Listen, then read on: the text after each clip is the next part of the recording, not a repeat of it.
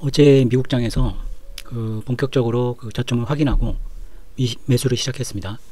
말씀드린 대로 VI가 40을 넘는 상황, 50도 막 넘어갔죠.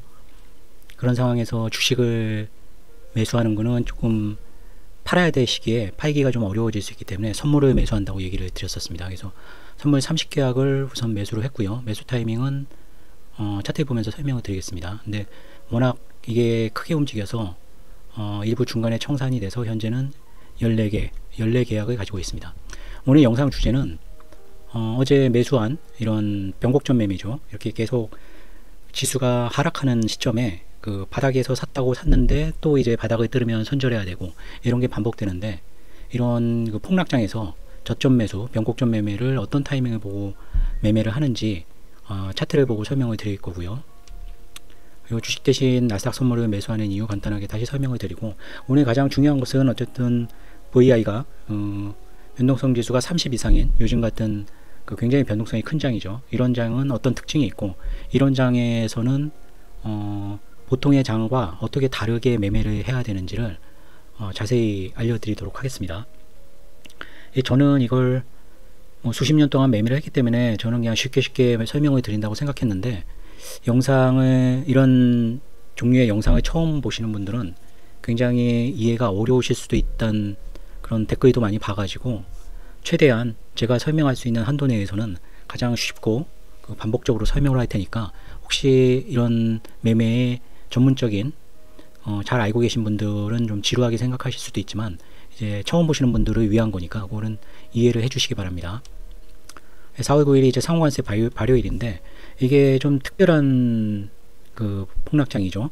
그러니까 어제도 트럼프가 관세를 연기한다, 발효를 연기한다는 가짜 뉴스 때문에 제가 사실 저도 어떤 나스닥이나 코스피 봤을 때, 코스피는 이제 예전에 핵실험, 북한 핵실험 때 굉장히 크게 움직이는 걸 본 이후로 나스닥이 이렇게 크게 움직이는 것은 어제가 처음이었습니다.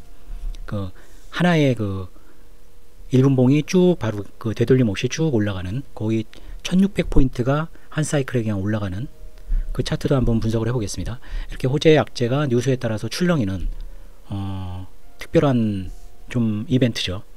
그러니까 어제 가짜 뉴스긴 했지만 거의 10%가 이 문제가 해결만 되면 간단하게 그냥 10% 이상은 올라갈 수 있다는 것이 증명된 것 같습니다. 24년 8월과 25년 4월 추세로 고변동 성장의 저점을 어떻게 확인하고 저점에서 매수를 하는지, 그런 것 방법에 대해서 한번 정리해 보도록 하겠습니다. 어제 나스닥 선물은 16,920인데 이게 요 가격대였죠. 16,900이니까 이 정도였습니다. 그리고 굉장히 깜짝 놀랐죠. 이렇게 올라가가지고. 그래서 이렇게 올라갈 때 워낙 이제 강도가 세게 올라가가지고 아마 연기나 무슨 아니면 베트남이랑 협상이 굉장히 잘 됐다, 이런 어떤 긍정적인 어떤 뉴스가 나와서 올라간다고 생각을 했습니다. 근데 떨어질 땐 또 무섭게 떨어져가지고 이거 혹시 가짜 뉴스 나왔던 거 아닌가라 생각을 했는데 그 예감이 맞았었습니다. 보통 이렇게 변곡점을 잡을 때는 크게 두 가지죠. 그러니까 이렇게 바로 저점을 찍고 올라갈 때 사는 게 있고, 저점을 찍고 다시 이렇게 올라갔다가 되돌림을 해서 지하점을 지켜주는 걸 확인하고 매수하는 두 가지 케이스인데, 이 저점을 찍고 바로 올라가는 것을 사는 것은 저는 별로 추천하진 않습니다. 이렇게 바로 올라가는 경우가 가끔 있긴 하지만 거의 10% 20% 정도밖에 안 되죠. 그러니까 그냥 저점 찍고 그냥 바로 위에서 사는 거죠, 어떻게 보면은. 근데 그게 요즘 같은 변동성 잠세에서는 한 200포인트 300포인트 올라갔다가도 다시 내려가서 저점을 깨는 경우가 많습니다. 그래서 저는 주로 이렇게 저점을 찍고 이렇게 올라간 다음에 다시 이게 되돌림 때문에 다시 내려오는 상황에서 저점을 지켜주고 다시 올라갈 때 타이밍을 잡는 편입니다. 근데 어제 같은 경우는 왜 이 가격대에 매수를 했냐 하면 강도 자체가 틀렸었습니다. 올라갈 때 미적미적 올라가는 게 아니라 그냥 거의 다이렉트 식으로 올라가기 때문에, 이런 거는 뭔가 저는 뉴스를 틀어놓고 매매하는 상황은 아니니까요. 이렇게 차트가 움직이는 경우는 뭔가 이슈가 나온 겁니다. 아니면 어떤 지표 발표일에 지표가 바이 방향으로 나왔다든가, 그럴 때 이런 차트 모양을 보여주는데, 이럴 때는 그냥 사시면 됩니다. 근데 그걸 아는 게 이제 문제인데, 이게 추세 강도가 이렇게 강할 때는 매수를 해놓고 손절을 그냥 최저점에다 거는 한이 있어도 바로 사는 것이 가장 좋습니다.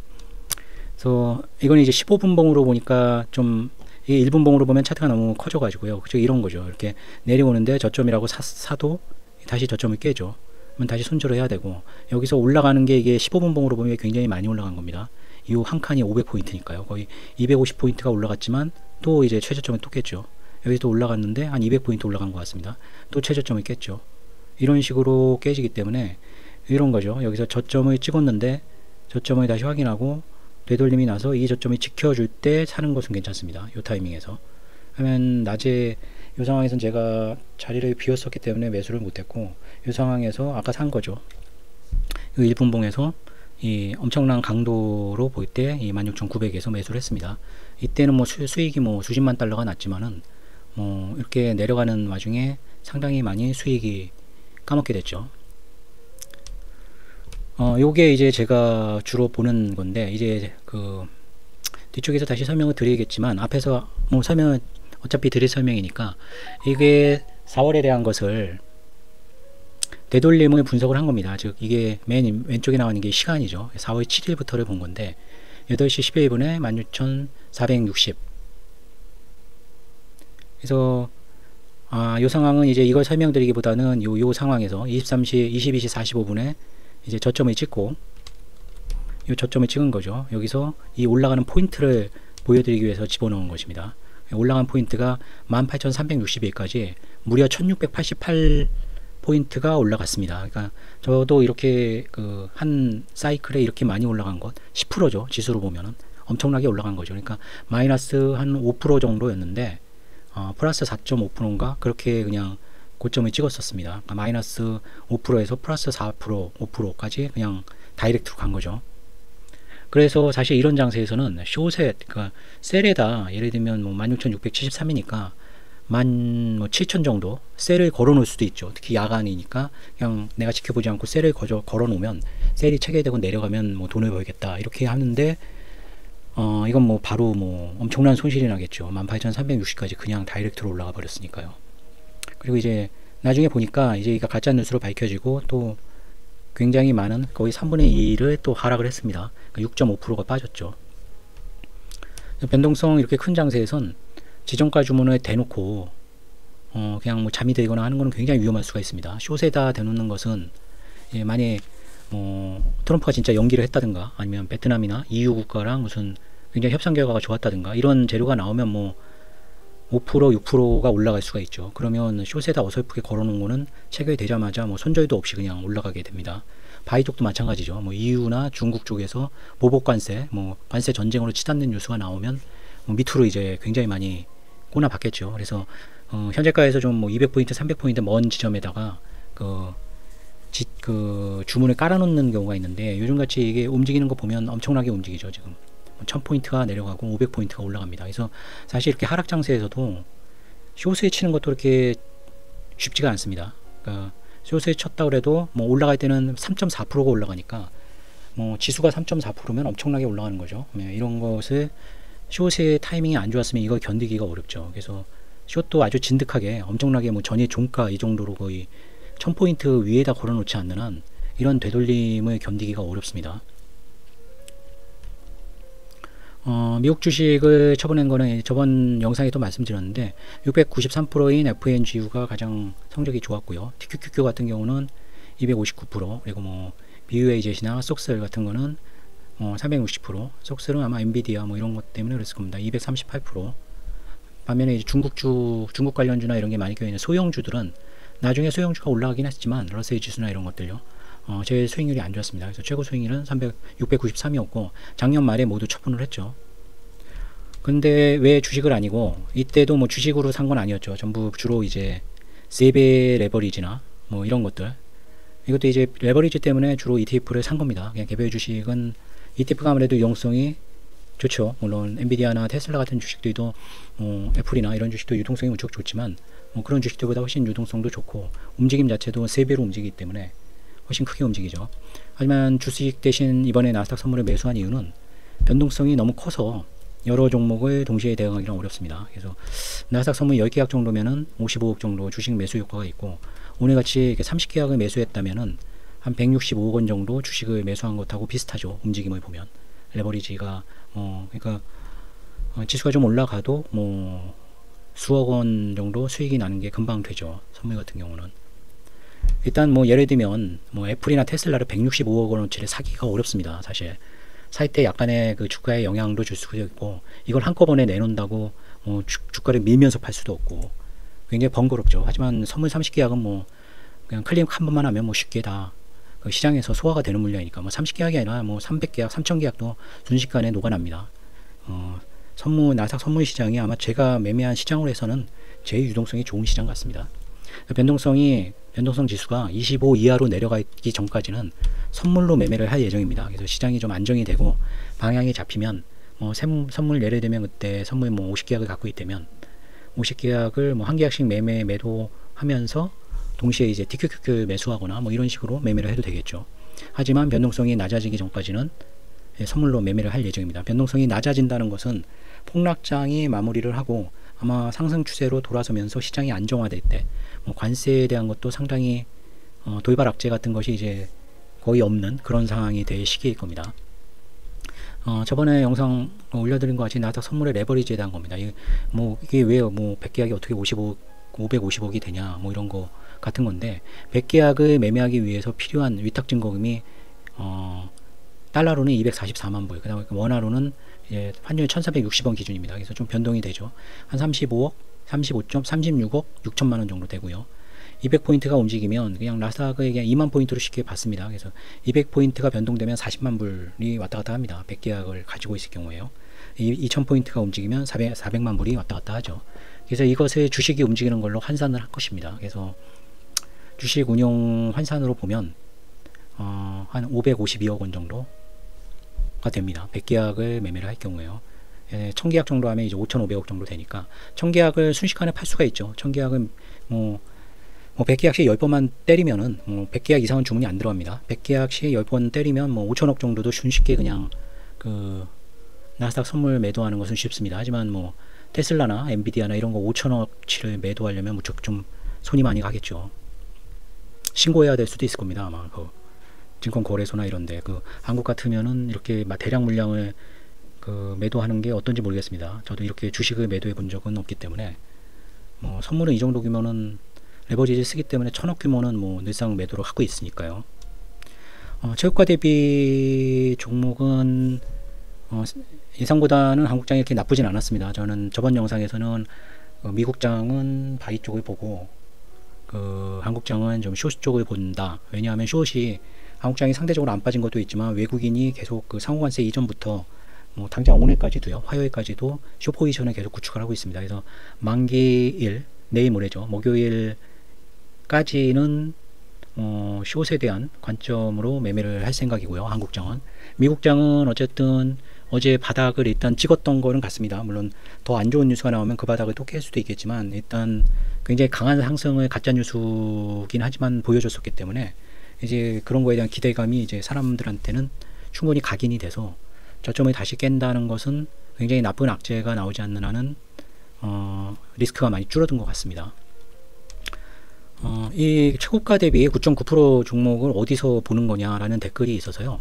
저는 대신증권을 쓰는데 이제 8537 화면을 보면 종목 검색이 있습니다. 그러니까 어떤 간단한 수식도 아니고 이렇게 간단하게 조건을 잡아주면 여기 조건을 제가 오픈을 시켰습니다. 이렇게 조건을 잡은 겁니다. 보면 이거 코스닥이고 거래정지 공모건 제외시키고 1000원에서 900만 원인가요? 이렇게 52주 최저가 대비 이 조건들을 이렇게 쭉 했습니다. 왜냐하면 너무 거래가 적은 종목 이런 종목들은 이제 제외시켜야 되니까요. 거래 대금이 하루 1억 이하인 종목도 제외시키고 이렇게 제외를 시켜서 이 조건을 돌리면 코스닥 종목이 전부 이 조건에 해당되는 종목이 쭉 검색이 돼서 나옵니다. 그것을 이제 마켓아이로 옮겨가지고 이제 보면은 몇 종목인지 이제 종목수가 나오겠죠. 이렇게 최고가, 이 52주 최고가 대비 9.9% 이내로, 그러니까 10% 이내로 빠진 종목들이 몇 종목인지 해서 산출한 게 이것입니다. 이 종목이 50개 이하면은 이제 매매를 장기 투자는 당분간 안 한다라고 말씀을 드렸죠. 일단 이렇게 100개 이하인 경우에도 이렇게 좋은 장은 아닙니다. 굉장히 약세장이죠. 그래서 일단 미국 한국장에 전념을 하고, 한국장도 선물 쪽에 전념을 하기 위해서 4월 7일에 전부 매도를 했습니다. 천연가스도 나머지 2,500주 남아있던 거 모두 매도를 했습니다. 이건 50% 넘었을 때 매도를 했는데, 이제 그 50%가 이제 최저가 대비이기 때문에 저는 이제 최저가에서 한 3% 정도 해서 매수를 했죠. 그래서 47%가 찍혔고요. 이게 1,800만원 정도 수익이 났고, 이게 1,800만원이 합계 수익으로 잡힌 거 보면 다른 주식들을 전부 합친 거는 똔똔 정도 살짝 나온 것 같습니다. 그렇게 나쁘진 않았죠. 왜냐하면 많은 종목들을 이익 실현해서 이미 팔은 상태고, 손실난 종목들 남은 것들 모두 처분을 했습니다. 이 종목들도 그렇게 나쁜 종목들은 아니라 아마 재매수를 할 때도 이 종목들 위주로 매수를 할 겁니다.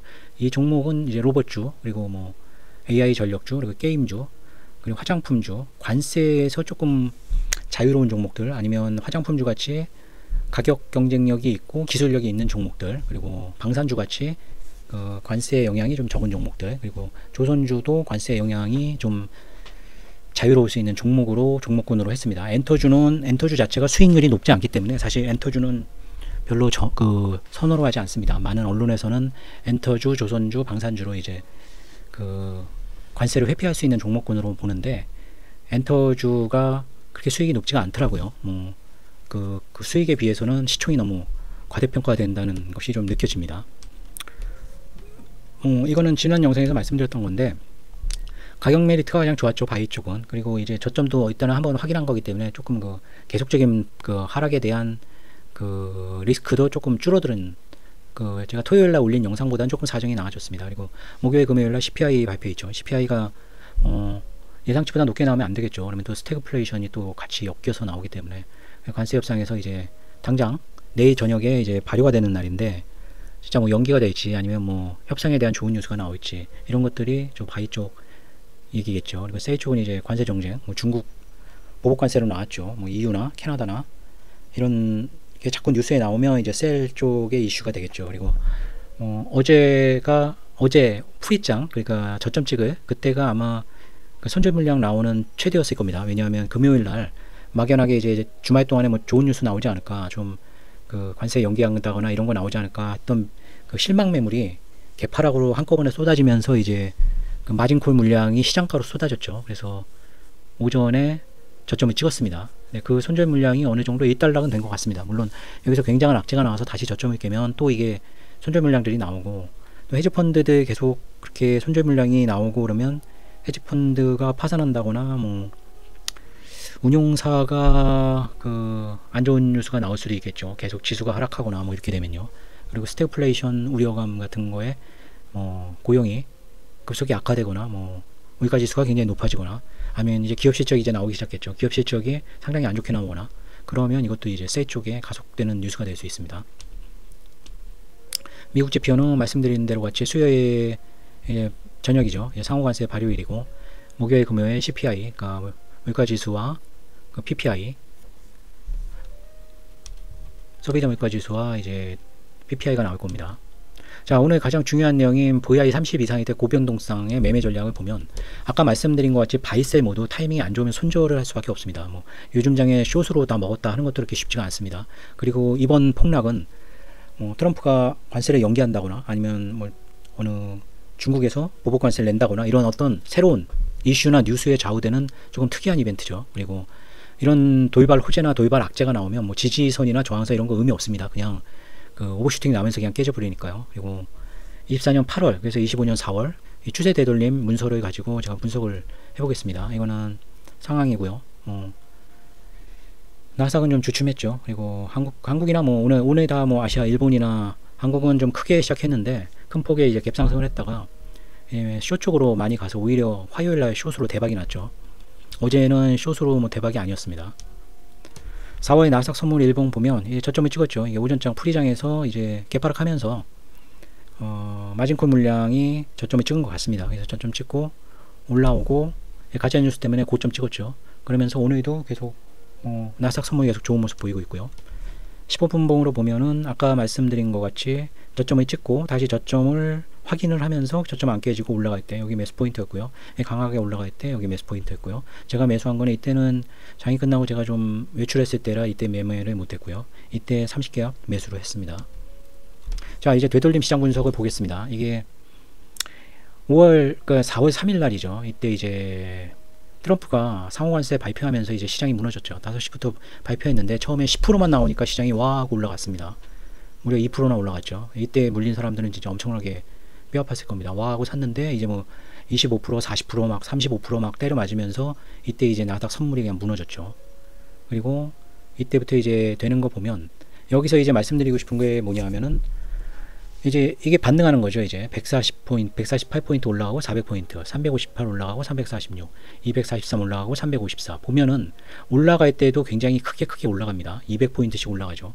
뭐 1.3%, 2.4%니까 보통 장에서는 뭐 요 정도 움직임만 있는 장도 있습니다. 그런 것이 지금 뭐 한 1시간마다 나타나고 있습니다. 근데 이제 느껴지실 수 있겠지만 물론 240포인트, 260포인트씩 바이로 되돌림이 일어나긴 하지만 훨씬 세이 쪽이 크죠. 그러니까 추세가 셀일 때는 당연히 세이 쪽으로 내려가는 그 선이 더 깊습니다. 이걸로 보면 셀인지 바이인지 알 수가 있고요. 이렇게 간혹가다 이런 이때가 아마 중국이 보복관세 나왔을 때 같습니다. 이 뭐 순식간에 마이너스 4.6%가 빠졌으니까요. 이게 조금씩 한 100포인트씩 많다가 이렇게 한 4배짜리 4배나 셀이 큰 게 이렇게 나오면서 무너집니다. 자, 이걸 각각 여러분들이 보고 분석을 해보면 이게 숏으로 먹기도 되게 어려운 거고 바이로 먹기는 뭐 거의 불가능에 가깝죠. 바이로 기가 막히게 팔고 나온다거나 이런 거는 되게 어려운 얘기니까요. 이건이 어제 그 가짜뉴스 나오면서 무려 1688포인트, 저도 이렇게 올라가는 것은 처음 봤습니다. 뭐 한 30분 사이에 10포인트가 올라갔었죠. 10%가 올라갔었죠. 지수로는 나스닥이 1688, 거의 뭐 한 분기에 움직일 수 있는 양을 30분 만에 움직여 버렸습니다. 결론을 보면 폭락장에도 1일 5회 이상, 5회 이상 200포인트 이상의 바이가 나옵니다. 폭락장에도. 근데 이제 바이의 되돌림 폭을 보면 298포인트였죠. 그리고 셀의 되돌림 폭을 보면, 셀은 되돌림이 아니죠. 셀의 추세폭을 보면 553포인트.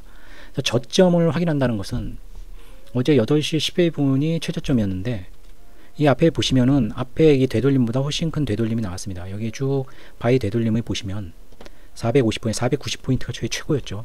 하지만 이때 이제 최저점 찍고 되돌림이 무려 565포인트가 나옵니다. 그래서 평균을 압도하는 바이가 발생됐을 때는 이제 저점이 가능성이 큽니다.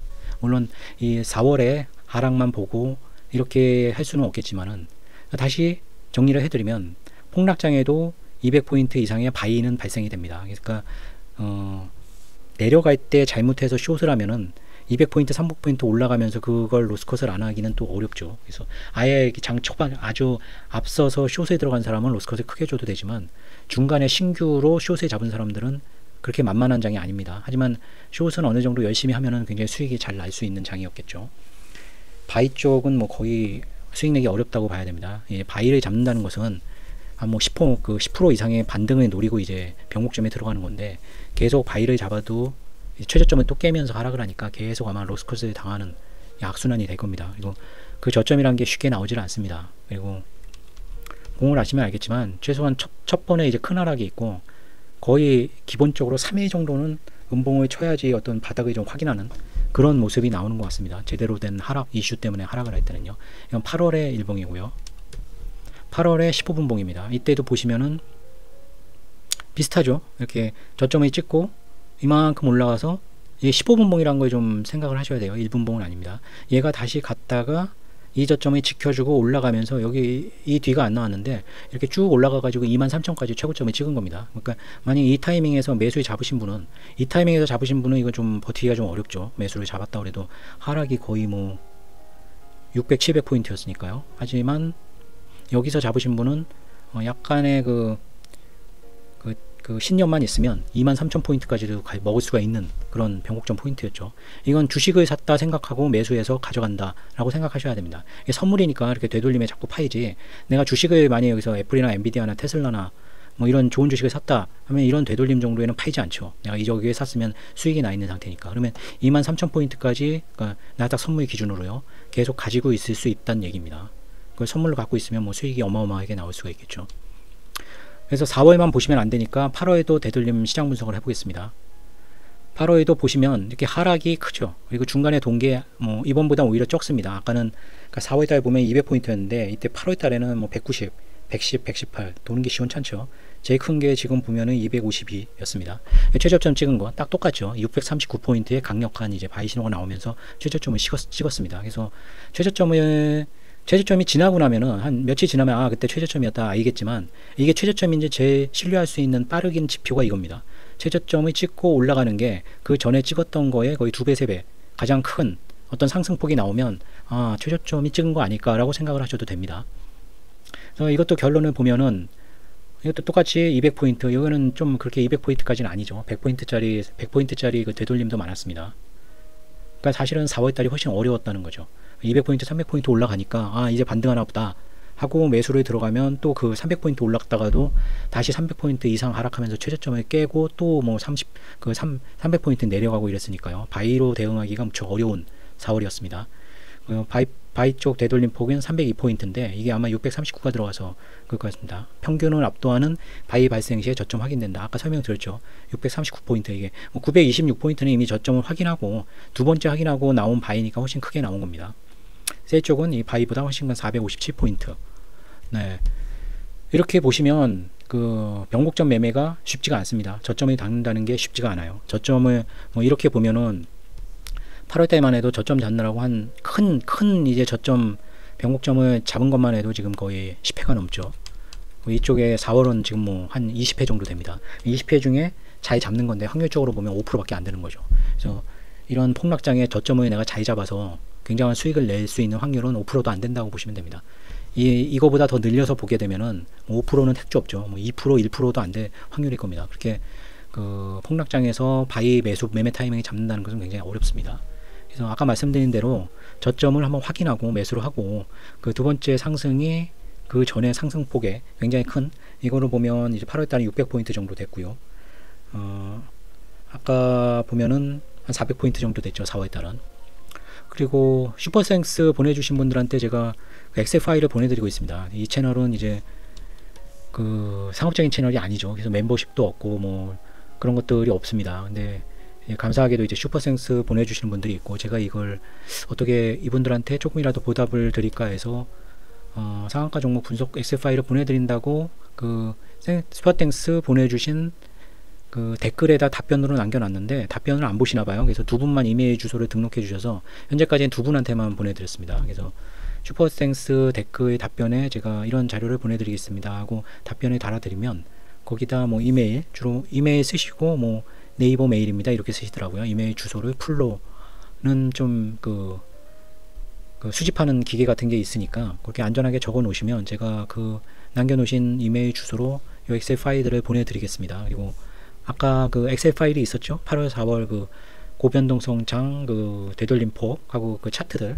그 엑셀 파일도 그 슈퍼땡스 보내주신 분들께 보내드릴 생각입니다. 그리고 댓글로 가끔 뭐 어떤 종목 어떻습니까 라고 물어보시는 분들이 있는데 사실 제가 매매할 종목을 분석하는 것도 시간을 내기가 무척 어렵습니다. 그래서 여력이 안 됩니다. 물론 뭐 간단하게 분석 없이 대충 답변은 해드릴 수가 있겠지만 제 성격상 그렇게 무책임하고 그런 답변을 해드릴 수가 없습니다. 그러니까 제 양심에 맞는 답변을 해드리려면 한 종목에 뭐 한 20-30분씩 시간을 들여서 그 종목을 분석하고 차트를 보고 드려야 되는데 그럴 만한 시간적 여유가 너무 없습니다. 제가. 그래서 죄송하게도 그런 댓글을 달아주셔도 제가 답변을 드리기가 어렵습니다. 원자재 전략은 아직 제가 주로 미국 주식, 그 나스닥 선물 쪽에 지금 집중하고 있기 때문에 원자재는 아직 보지를 않고 있습니다. 그리고 천연가스 인버스 주식도 월요일자로 모두 매도를 했죠. 나스닥 하락 지속 시 매수 보류하고 원자재 매수하게 되면 당연히 영상에다 그 매매 내역하고 같이 올려드리겠습니다. 가격표 조정한 거 이것도 밑에 그 ETN 가격까지 같이 적었습니다. 그래서 참고하시면 되고요. 네. 오늘 영상이 좀 길어졌는데요. 굉장히 중요한 내용 저 나름대로는 굉장히 쉽게 설명드린다고 했는데 이게 어디서 다른 유튜브나 이런 데서 설명된 내용이 아니기 때문에 처음 또 선물매매 전혀 안 해보신 분들 이런 분들은 이건 뭔 소리인지 하나도 모르겠다라고 하실 수 있는데 이 내용들이 선물매매 해보신 분들은 아실 겁니다. 굉장히 중요한 내용들이고 굉장히 저한테는 좋은 노하우입니다. 이게 뭐 들으면 별거 없는 것 같아 이렇게 생각하실 수도 있겠지만 나름대로 저는 제 많은 노하우를 그냥 이렇게 여러분들한테 설명드린 거기 때문에 혹시라도 나중에 선물하시게 되면 이 영상은 꼭 뭐 저장해 놓으셨다가 다시 한번 보시면 선물 매매 하시는데 수익 내는데 굉장히 도움이 되실 거라고 제가 자신합니다. 네, 오늘 남은 기간 뭐 만기 무사히 매매 잘 하시고요. 시장이 뭐 계속적인 하락에서 조금 그 안정은 찾은 것 같습니다만 이제 내일 모레 이제 상호관세 발효일이니까요. 네, 무사히 넘어가시고 높은 수익 올리시기를 기원하겠습니다. 영상 함께 해주신 분들 감사드립니다.